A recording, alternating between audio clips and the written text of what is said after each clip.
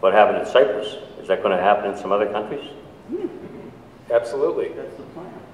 Yeah, countries all over the world are putting rules in place now so that that can be accomplished. Well, part of what happened in Cyprus, I think, is a very good thing.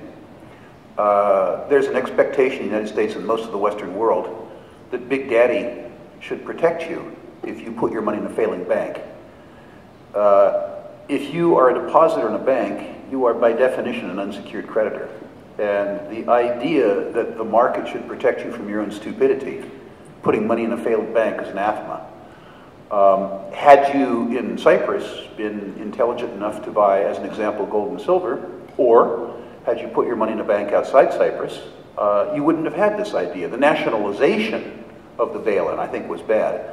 But the idea that we have that we're absolved of responsibility for our own financial future, in other words, if we're stupid enough to put money in a bank that has too poor of an equity slice, the bank goes upside down, we're unsecured creditors of a moron, which makes us a double moron. And we ought to be punished for that stupidity. The idea that the government has some obligation to protect us from our own stupidity.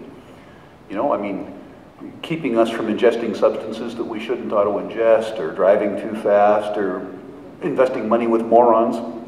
I think it was a very healthy thing that happened in Cyprus, particularly since it didn't happen to me. Well, the Russians got out. I think that what's going to happen is that we're going to have Ben Burn the Currency Bernanke as our next Fed head.